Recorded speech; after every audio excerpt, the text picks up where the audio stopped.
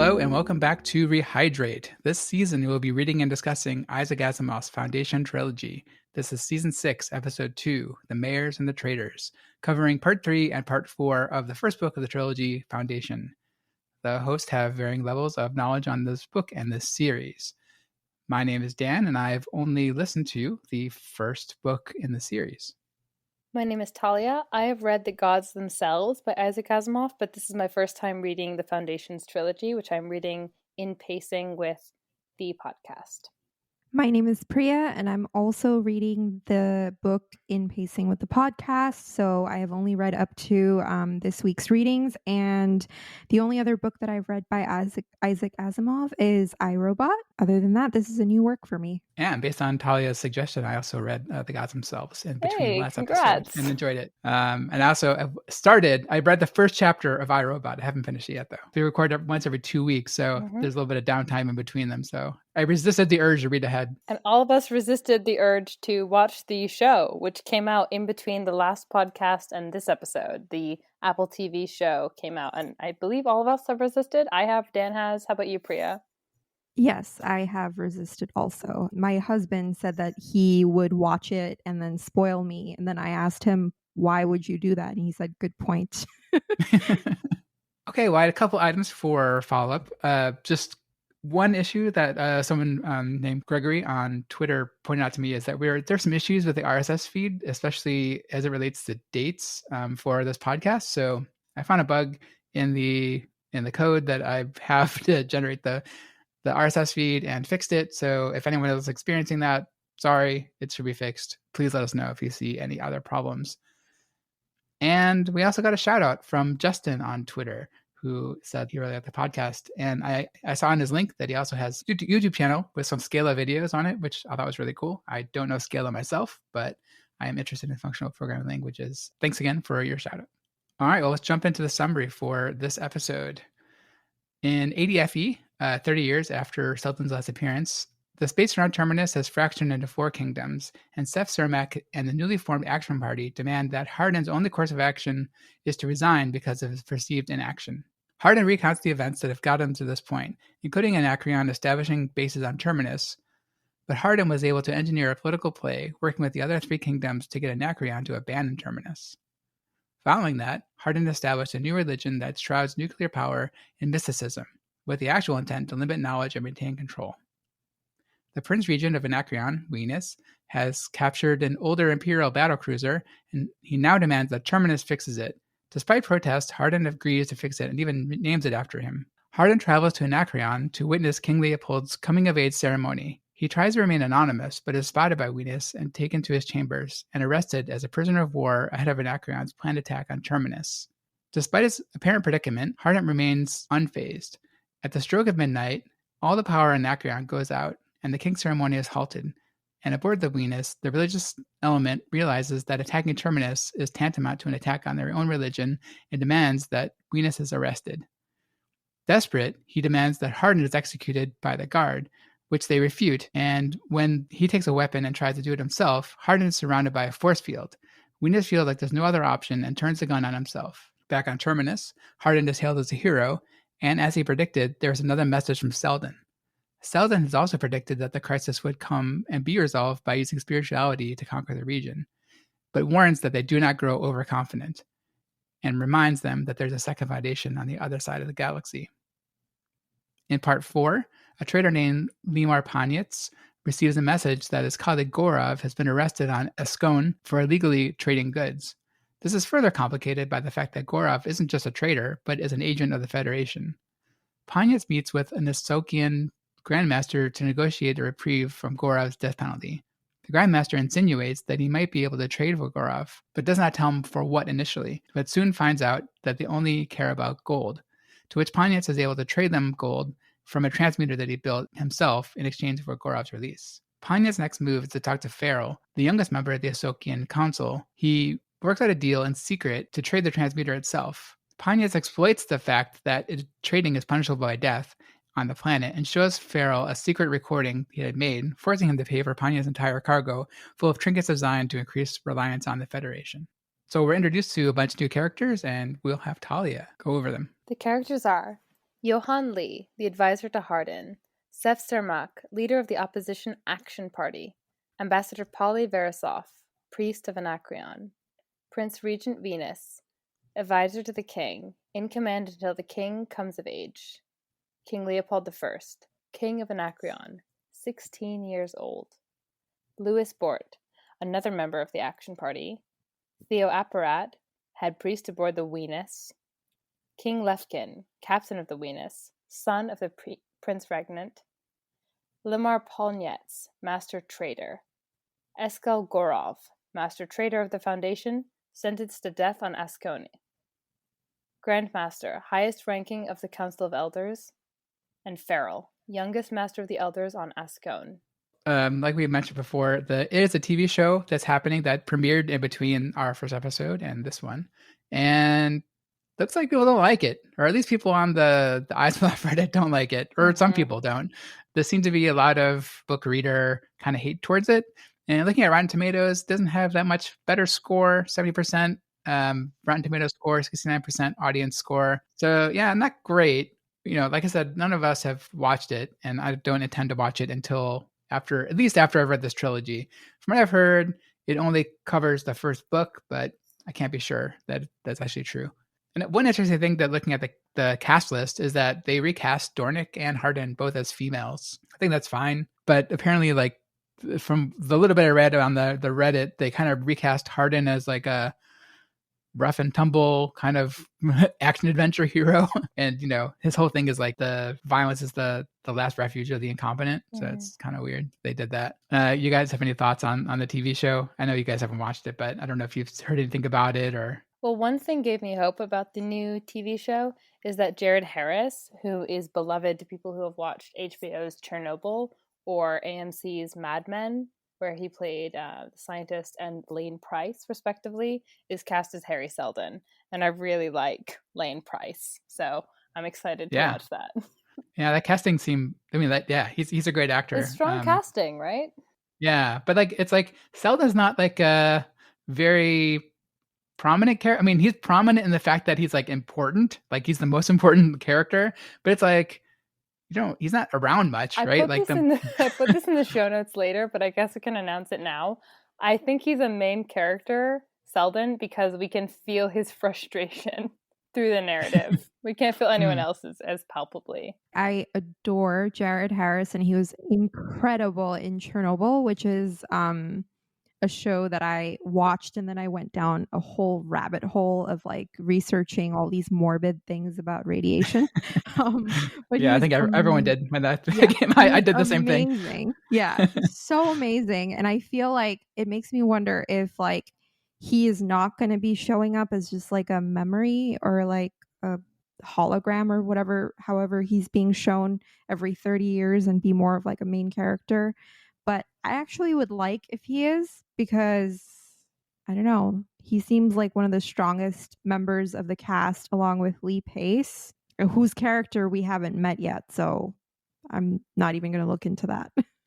Yeah, I looked over the cast list and it's like, I never know most of these names. Like only like Dornick, Hardin, Seldon. Correct me if I'm wrong. Was Lee Pace and Halton Catch Fire? I know we discussed this. I'm not sure if we discussed it online. Yes. Yes, the main character, yeah. You cannot major in CS and not know Halton Catch Fire. Shade being thrown at you, Dan. I know. Come on, even I watched it in bits and parts because I was forced to by the bits and bytes nerd. Yeah, exactly. In fairness, like after you said that, I did look for ways to watch it online. It looks like it's not streaming anywhere. It's on Netflix. Like is it on Netflix? But nevertheless, none of us have watched the show, which you wouldn't know because we've all been like voyeuristically peeping in on what other people think about the show, and it does seem that they are not huge fans. Is that fair? Is that what you guys have seen too? Yeah, definitely. I haven't even looked into it because I didn't want spoilers, but Rotten Tomatoes is like gospel in this house. So if the Rotten Tomatoes is at 70% right now, that means that critic score or audience score? What's gospel? Just all of it. All of it. All of it. And if this means that I will actually be spared from spoilers because Sid probably won't even watch it. So That was a couple days ago, so maybe it's got better, but I don't think any new episodes came out since then. I think only the first 2 are out as far as I know. I mean, you got to give the show a little time, I guess. You have to give it time. Yeah. Just like you have to give this book time. Ooh, hot Still. take, Priya. Sorry, guys. All right. Well, speaking of, let's get into this book. I think a lot of stuff happens, especially in both parts really. And I think a lot of cool stuff happens. Like, I guess overall impressions of these 2 chapters. I'll go first, and I really like them. I'm in it for the space politics, and this is like a masterclass in space politics and like the way Harding kind of controls things and engineers like this long plan of how he's gonna kind of manipulate his situation. Like, Terminus is not in a great position just geographically in the galaxy, but he's able to engineer it with limited resources by just kind of instilling fear and spirituality and manipulating people, and I really like it. Does this give anyone else Littlefinger's chaos is a ladder vibes like it gave me? Because I was thinking, like, especially when he talks about when he kind of mocks Venus, and please forgive me if I can't get that name out without laughing, because it is a very unfortunate name. But he talks about him being a man of direct action versus how Hardin himself kind of indirectly controls the outcome of events through actions that are committed by others, but they're committed in a fashion that adheres to the schemes and machinations that are put into play by Hardin. So I don't know, it felt very Littlefinger-esque to me. Yeah, definitely. Yeah, Littlefinger and Varys, trying to control things around the realm with indirectly forcing these big actions, right? Like all the events of the Song of Ice and Fire happen because basically those guys are engineering, people getting murdered or that kind of thing. And so this is a little bit more subtle than that, but it's actually also grander, right? They're controlling like multiple systems with or Hardin is controlling multiple systems with like his religion that he made up. And this is the thing that was obvious to him, was like how he's going to do it. And he did it, and it seems really effective. Yeah, totally. It's like really interesting how it's like first it's like playing the long game, where you first have to turn it into how they set this section up, where they establish for us very clearly that science has become a sort of mythology, and that has given rise to this mysticism around it, which then translates into a sort of religious, sort of almost cult like following almost of these priests and how they control everything. And also there's this language has also reverted to antiquity. Like we see at some point Harry Seldon is referred to as a prophet now rather than a psychohistorian. So it's like all these pieces are in play where you can, the lines are blurred. Yeah. Then you can have this scenario where the citizens who are meant to be controlled by this faith that the leaders know is kind of like not really mystical or supernatural, they still are able to like take power back, because ultimately it's that true faith that wins, which is actually like faith in like a false thing, if that makes sense. Yeah, it's a super interesting dynamic about, I'm sure it's, some kind of take on actual religion, right? Like how the leaders know that or Asimov's take on actual religion, right? The leaders know that it's fake, but the people believe it. But because the people believe it, they're able to assert control, so they're not able to give up their religion. So the general populace, like, falls more and more into believing this as gospel, right? And they believe in a galactic spirit now, and they have all these rules and they have these priests, but it's all just a matter of control by the engineer by Hardin, which I think is really fascinating. That's why I thought it was interesting when you talked about a grander scale of control. Like Littlefinger, if you are familiar with the Song of Ice and Fire, is like, controlling different systems and different political schemes in his world. But if you expand the scope of control to religion, there really is no limit. Like, it's infinite. You can talk about the heavens, you can talk about the beginning, you can talk about the end. So I thought it was really interesting that even in one part, we've segmented this podcast such that we're doing the first book in 3 parts, but already by the second part, we're zooming out to such a grand sense of control. And I think that's a real tool from religion, that's what allows us to do that. Yeah, I mean, they had the religion in Song of Ice and Fire, the seven, right? But like, it didn't seem like it was made up to assert control. Obviously, like the church asserted control different ways, So have you but read Dune, Dan? Like, do you know the Bene I Gesserit? haven't. I Ah, haven't. you got to read Dune. Oh man, I hope my backlog is getting stacked. I'm sure Frank Herbert borrowed immensely from, this book, but yeah, I would Yeah, recommend. I mean, more and more, I think like most books seem to be pulling from here, Yeah, right? it's Like Song almost of Ice like and this Fire is the must have, foundation. right? Yeah. Yeah, I keep seeing more and more similarities to that book that I keep referencing, A Canticle for Leibowitz, which is like now On my I list, by see the like way, Priya. Yeah, yeah, it's I have so it good, too. and it seems to pluck ideas directly out of here, where you have this reversion back to antiquity, and also simultaneously this commentary on science and religion, wherein religion is presented as this way to simply make sense of the world when you don't have the scientific tools to make sense of natural phenomena. So and the extent to which that can actually be used against people, if you have a society in which there are people who have this knowledge of science, who have completely sort of hoarded that scientific knowledge for themselves and kept the rest of the world shut off from it, that they can wield science in a way that it was never intended to be used. It's really fascinating. I love the verb wield because, as someone who works in a tech field, and I believe that the other co host of this also does, people tend in our field to write off religion as something that like weakens your political strength or weakens your ability. And something I love so much about the Dune series is how they just show how powerful religion is. Like, it's mimetic, it's, compulsory, it convinces people to change the course of their lives and their bloodlines, and the way that the Bene Gesserit use their religion is precisely the way that you're talking about, Priya. Is like they think about, well, we'd like to have control of this system in the next couple hundred years, so why don't we send a missionary and plant the seeds of this prophecy? That way, when we send our next emissaries, they'll fulfill this prophecy that we set up. And I just think it's so delicious.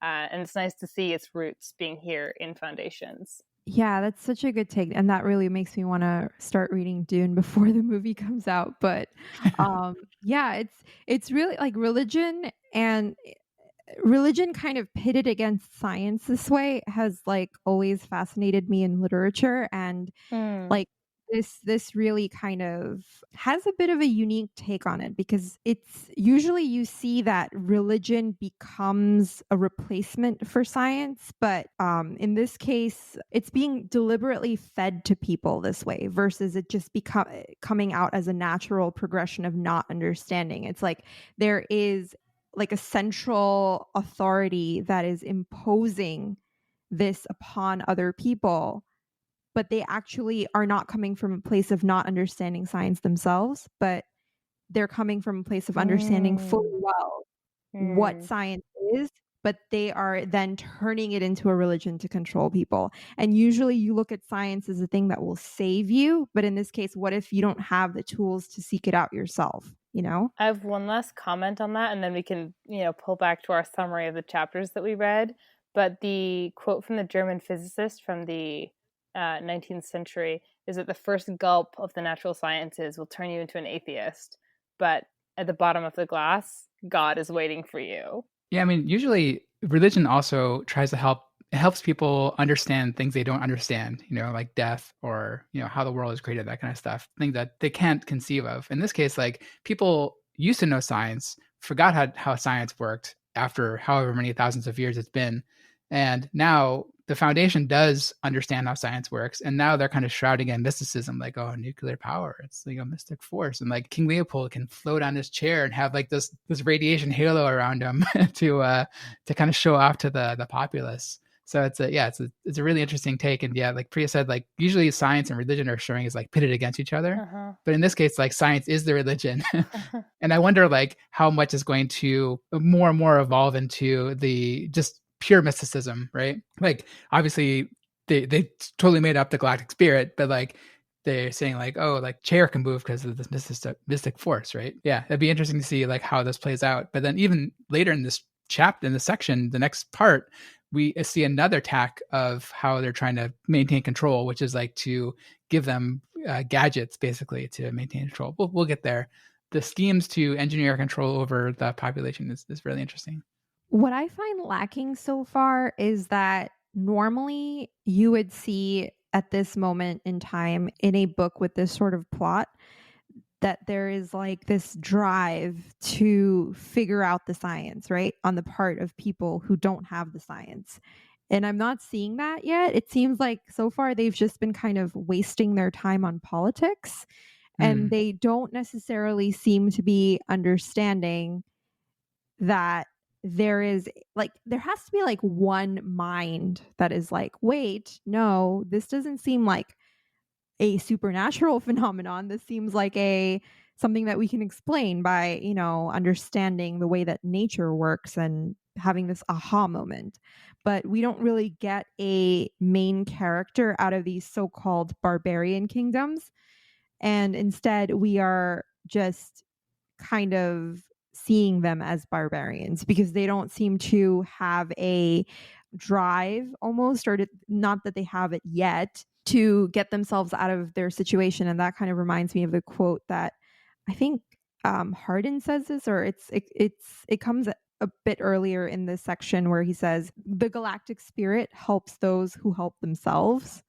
So yeah, that help themselves attitude I haven't really seen yet in a way that's actually strategic on the part of these kingdoms that find themselves like under the Foundation's foothold almost.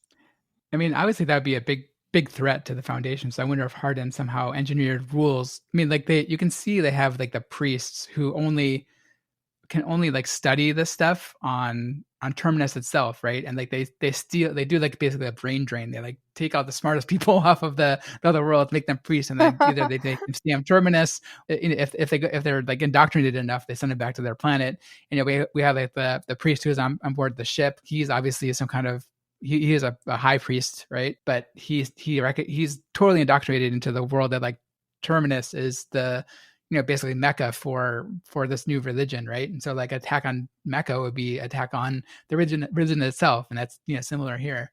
So it seems like Hardin's kind of built that into his plan to root out that dissent before it can become a thing by setting Hardin up or a Harry priesthood that way. Seldon built it into his plan? Well, yeah, I mean you could say that Seldon did it, but Hardin implemented it. Well, that's interesting because Harry Seldon does at one point in his conversation with Verisov, and he says this thing about how even Seldon's advanced psychology was limited. It could not handle too many independent variables. He couldn't work with individuals over any length of time any more than you could apply kinetic theory of gases to single molecules. He worked with mobs, populations of whole planets, and only blind mobs who do not possess foreknowledge of the result of their own actions. And I know that quote is going to tie into some other things later on that you guys want to talk about. But the reason I bring that up now is because he then later says that I'm also actually not supposed to be operating on any foreknowledge, but actually I have foreknowledge and I'm like trying to not act on that. But also he kind of is.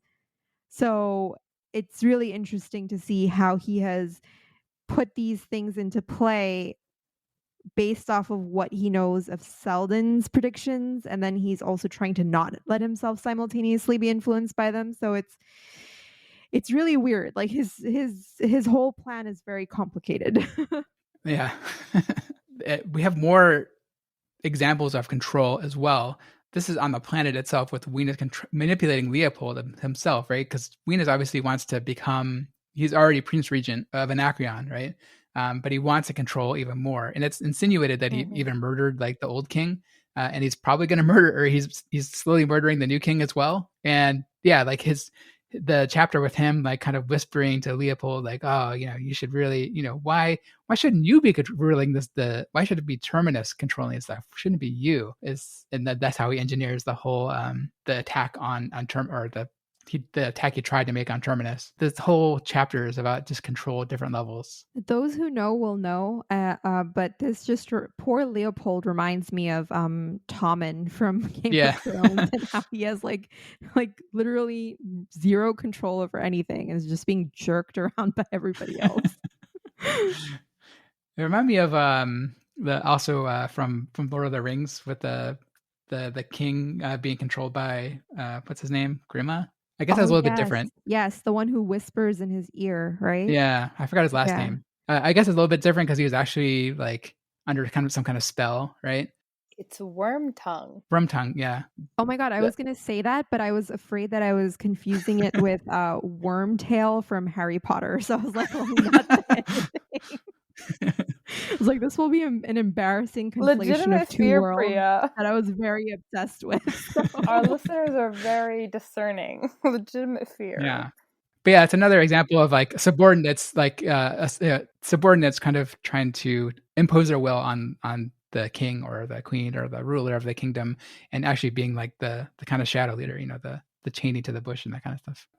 Do you want to talk about Seldon's message? His second message didn't seem very helpful to me. It kind of only cautions against overconfidence, which can be a big thing if you're like prone to overconfidence. But he kind of just gives himself a pat on the back for predicting events accurately up to this point, which he can't even verify at the time he's recording the message. So I don't really see the significance of his second message as much. I mean, it's probably just to reinforce that, like, he knows that this is going to be, he knows the plan, right? He knows his predictions are right. Mm-hmm. He doesn't want to give any foreknowledge of like what's going to happen, but he's just kind of showing up on these intervals saying, hey, I'm right, by the way, continue with the plan. Know that there's going to be another crisis coming up at some point where there's only be one option, and know that it's going to be a Seldon crisis. I mean, at this point, like if you're going to make a message every 30 years, like better be good. And if you're going to cast Jared Harris to play you, like better be good. But nope. Well, I mean, it does reveal that not reveal, but like reminds people that like there's a second foundation, and I know this is a bit meta knowledge, but like the third book is called Second Foundation. So I'm sure it's probably gonna be an important point going forward. Dan, I'm sorry to spring this on you mid-podcast, but do you know if Asimov intended this to be a trilogy when he wrote it, or did he write it as standalone and then find success? I don't know. I mean, I know the only thing I know is that he wrote like this book in like parts. Like it wasn't a book when it first came out. It was like just each part was like an article in a magazine. That's how science fiction used to have to survive. It seems to me like it was always written with the expectation of the future, but who knows? Yeah, I mean, I think he wanted to continue. These are like ideas that he had. That's my impression anyway. And he put it in the magazines and hoping people would like them and then want to continue it. But I don't, as far as I know, like trilogies weren't like a thing back then. Now it's like just kind of a take, I guess that's given. Right. I take it for granted. In literary. Yeah, not everything's like a trilogy or a series or whatever. But back then it's just like, well, hopefully people like the story. And I think when people did like the story, he collected them into a single book.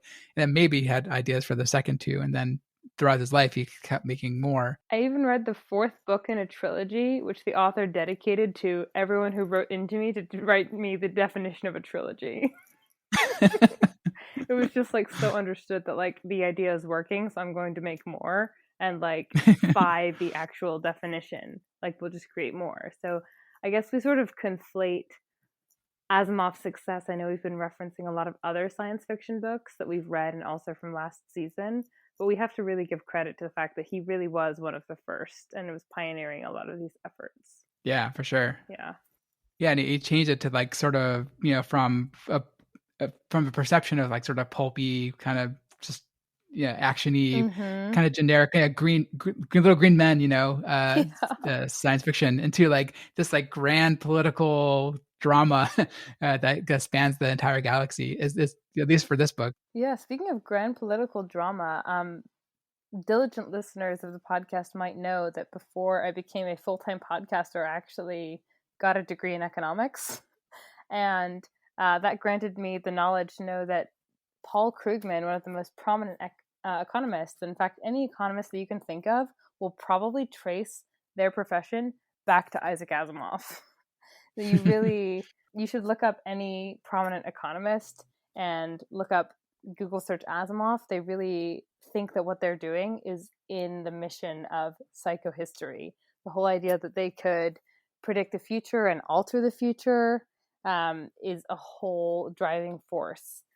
You can't predict one household, but you can predict 10,000 households. Like Priya was saying, you can't predict an individual molecule, but you can predict whole mobs. And that's the whole guiding force of economic professions. So you can look at that in The Guardian, on Twitter. I promise this will hold true for much more than what you thought.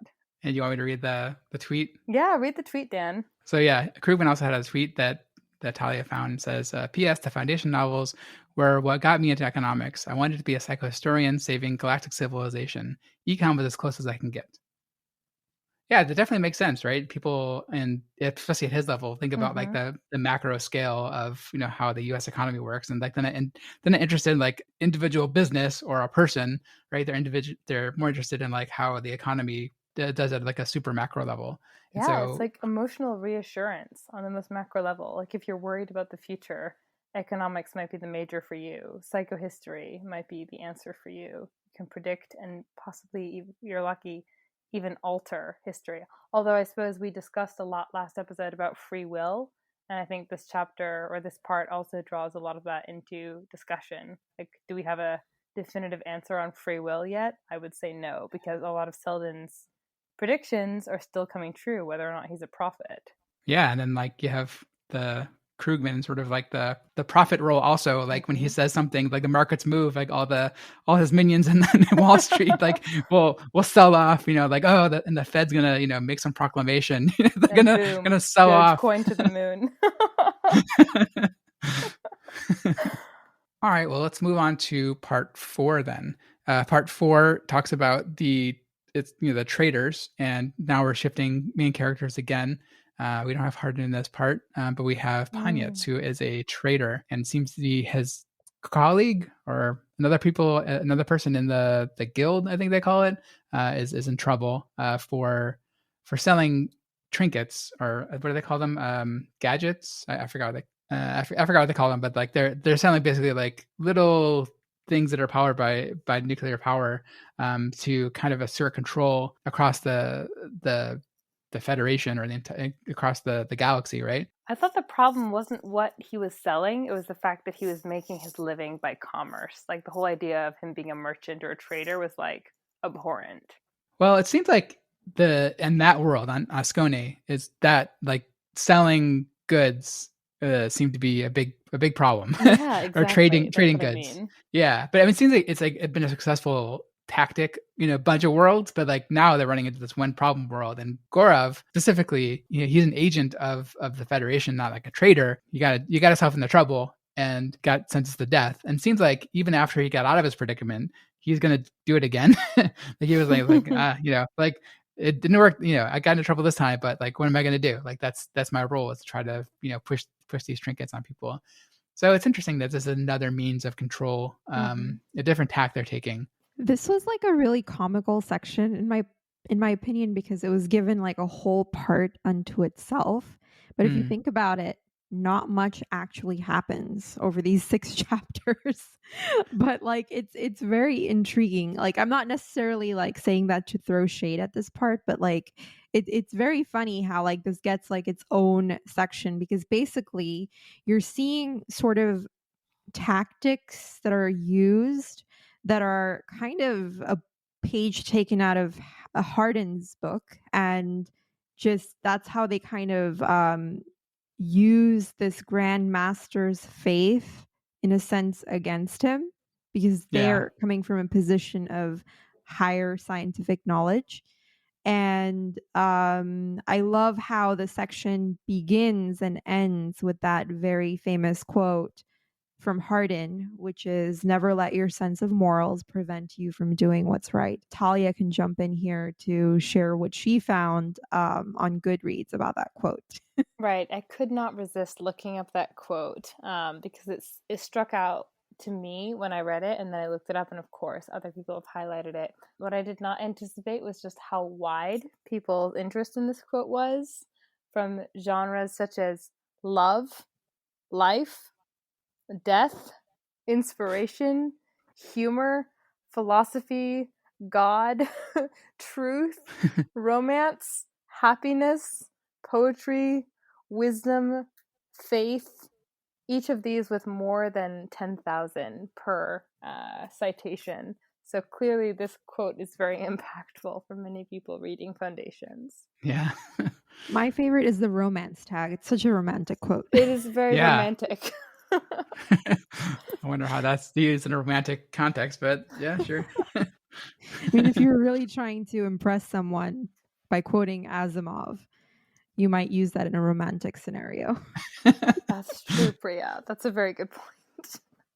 I'm glad that it caught you too, because I know I looked it up as soon as I read it and was immediately reminded, like, yeah, 100,000 other people have noticed that this quote is worth citing. You know, I actually kind of hate when because I'm reading it on Kindle and it tells you when it's a popularly highlighted quote, and I kind of hate that they do that, because then I'm like, oh well, like I don't even want to highlight it now if everyone's highlighting it. I'm not sure if we covered this on the last episode rather, but listeners should know that I am reading a book from like the 1960s, which my dad gave to me, which, trust me, no one has highlighted, because if someone highlighted, the whole book would fall apart. Well, that's the advantage you have there, where it's not like telling you like, hey, everyone highlights this, so maybe you should highlight it too. No, And then no look one it up tells on me, but Goodreads. when I read it on the subway, people do take out books like to challenge me. Oh, really? Oh, man. Oh, yeah. A lot of 20-year-olds read Infinite Jest in front of me after I take out my book. That's so funny. I can totally see that happening on the New York City subway. I'm reading on Apple eBooks. That's how I use it on my laptop, and that's generally how I read them. I have the physical copy too, but it's easier to highlight. So, but Apple eBooks does not have all the fancy social networking capability of. This is just you, Priya. You're the only one reminded of how other people see the book. Damn it. Hey, this is a clean episode. I mean, I knew there would be drawbacks to using a product by Amazon, but whatever. But yeah, I think you're right about like the tone of this chapter being much different from the other one. Yeah, I think like this one feels like a lot more lighthearted. You know, Panya seems more of like a Han Solo kind of character. That's how I thought of him, right? That checks out. Yeah, and you know, he's going to this planet and he's kind of like playing the barbaric religious guys. Like they're like, oh yeah, here's some gold, and then he fools him, but he fools the other elder with like his 3D recording of him accepting the transmuter and able to trade his entire cargo hold for it, and like kind of saves his day of always keeping his perfect record of getting rid of his cargo. And I would say, because this part doesn't bear the burden of holding too much plot, it's allowed to be whatever the author wants. So we can find humor in it. We can find like philosophical, romantic quotes in it. I posted about Reddit very recently about this chapter because I just finished reading it, and people do agree. They evaluate this book, the whole series, in between cerebral and talky. So everyone pretty much agrees there's not a ton of plot that's carried either in this part, which is what I referenced, or even in the whole series. And as you remember from the beginning of the show, none of the hosts really have a lot of knowledge about the whole series. So we'll all discover how true that is. I hope that's not too much of a spoiler. Oh yeah. Well, so far all I've been reading is conversations happening between characters. There's like very little action. Someone shot someone with a weird little force field gun. That's true, but I almost missed that because of all the talking. Yeah. I almost missed that. Yeah, when I listened to the audiobook, I got the impression that like it was like no plot. It was just like really like just two people talking all the time. But I think reading it, that there's a fair bit of plot. Like in part 3, you know, a lot of stuff happens. I mean, it all happens in context of conversations usually. But, like there's a big grand thing that happened, like the coming of age ceremony is happening. There's the try in the chamber, the confrontation there, the stuff on the ship, like things are happening in this book. And like, even in the fourth part here, we have trade happening and, guy getting saved, but they all kind of happen in the context of conversations usually. So that's maybe why it seems it's a bit more plot thin, but like thinking back on it, like there's a lot of stuff that happens like, in these first four parts. I will say I really enjoyed this, but I am someone who really enjoys waiting for Godot. So cerebral and conversation, not a big problem for me. What really holds this together for me is the running thread of commentary about religion. And I know that a lot of this is kind of can almost sit as cliched to the modern reader, but I think given the time when Asimov was writing, I think these ideas may have felt newer than they feel now, because I think a lot of works of science fiction or just literature in general that have focused on science and religion have sort of already kind of really beaten this to a pulp. But I think at that time, these ideas must have been a bit revolutionary. That coming back to the quote about morals, a lot of the time, religions have very set ideas about what is right and what is wrong, and morality is always on the side of what is right. But this quote sort of turns that on its head and says what you think is moral is not always what's right. And so well done. that's where you have to think beyond your set beliefs and try to always seek out an understanding of what's right versus what's necessarily deemed to be more, because morality seems to be more subjective than what's right. That's what this quote is implying to me. And again, that's a commentary on how religions view morality. And then there's this other really nice moment that speaks to the nature of religion. And I think Panyet says this. He will cheerfully cut your throat if it suits him, but he will hesitate to endanger the welfare of your immaterial and problematical soul. That's To econ in a nutshell. is that really? I think that really struck a chord with me, because it's always like you see that a lot with very fervently religious people, that they often tend to have a little less regard for and I don't want to turn this into a political commentary on what's happening right now in our real world, but there's often a lot more emphasis on the more insubstantial ideas around life and souls versus lives that are actually living and breathing right now. So yeah, and this book came out in like these articles came out like the 40s, right? And I think the book came out in the 50s. And that's right in the heart of the McCarthyism era, right? Where they're like trying to root out communists for their anti-religion stance, right? And I love reading it in that context, like Dan is saying. Yeah. I don't remember hearing that this book was very controversial, but I can see how it would have. Maybe just overlooked by people because it's science fiction. And listeners, please tell us, because we are woefully uninformed. Yeah, I mean, but it seems like it would be, right? Like all the religious stuff is very thinly veiled to me. Like it seems very, very like allegorical to what religion actually does, or what some people think a religion would do is controlling the masses through made up text, right? Like that's what a lot of people think religion is. So this is not that far from that idea, right? And so it seems like this would, in this time period that it was written, would be very controversial, and I don't know, I guess controversial is the best word I can think of to the people reading it, right? Like, a similar age me, like reading this in like the 1940s have been like, whoa, people are talking about this. That, yeah, it's crazy to me that like it didn't get more controversy. If it didn't, I have never read anything that it had. I think the people reading it probably couldn't get over the name Weenus, so they didn't focus on usage. Oh my gosh. I was hoping we'd get through this episode without bringing that up, because I keep giggling. Sorry. Yeah, I think Asimov himself was like a Russian immigrant, right? So yeah, that's Plausible. even lending more towards like being more controversial and like Wow. being blacklisted or what have you. Red listed. But glad he wasn't, and glad continued, so we can continue to. I'm glad all the books weren't burned during his time, so we can continue to read it today. Because I'm thoroughly enjoying this book, and Me too. like I said, even more than I did when I listened to it. And I listened to it, and I guess I was kind of zoning in and out, but like reading it, it's like I've been loving like reading it, and I really want to read ahead, but I want to stick to the podcast schedule. So I've been reading other stuff by Asimov to try to satiate that. You won't even spoil yourself on the book you're reading. That's so pure.